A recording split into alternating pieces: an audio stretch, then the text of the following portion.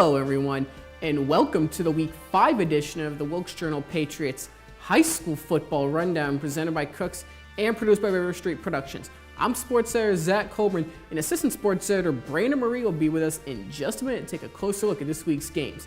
It is officially the end of non-conference season for all four Wilkes County teams, as North Wilkes and West Wilkes played on Friday night. Brandon's got more on those games over at the big board.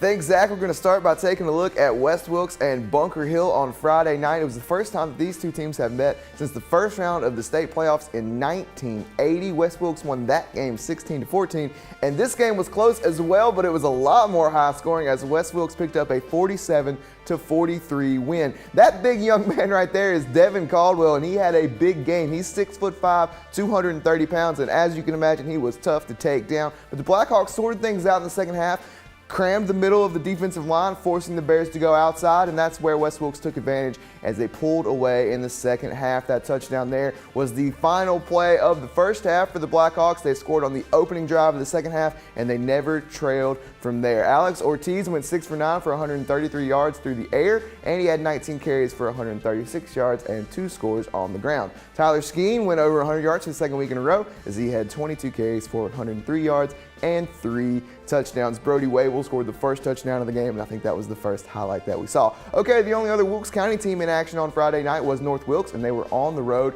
at Forbush in East Bend. That's Jarrett Grimes right there. He scored 3 touchdowns. He had another big game for the Vikings, as he has all season. This is the final play of the first half for Forbush. They're trying to get one more touchdown before the break, but Steven Prestipino forces and recovers a fumble there, and that was a huge game changer for the Vikings. They pulled away in the second and third quarters. This is Ethan Brown finding Kobe Brown in the right-hand side as North Wilkes rolled to a 49-19 win on the road. They are one of those 4 undefeated Mountain Valley Athletic Conference teams as we start conference play this week. For the game, Jarrett Grimes had 27 carries and 272 yards. That's a monster game, 10 yards a carry for Grimes on Friday night, and now he is up over 860 yards through just 4 games. Could very easily go over 1,000 as they will host the Cardinals next week. All right, let's take a quick look at the conference standings before we get to the play of the week.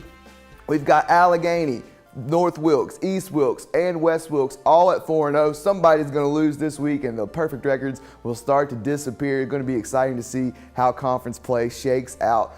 Next week, we will have 2 inter-county games. Zach will have a little bit more on that in just a second, but remember, we will have highlights of both of those games in next week's show. Okay, let's take a look at the RiverStreet Productions play of the week. We're going back to Millers Creek, and that's quarterback Alex Ortiz. He fakes a handoff, and then he shoots up the middle, and he is gone. They almost catch him. They go for the strip. That was a bad decision. Alex Ortiz makes them pay for it. What a great play and a great game for the Blackhawks. That's going to do it for me. Zach, back to you.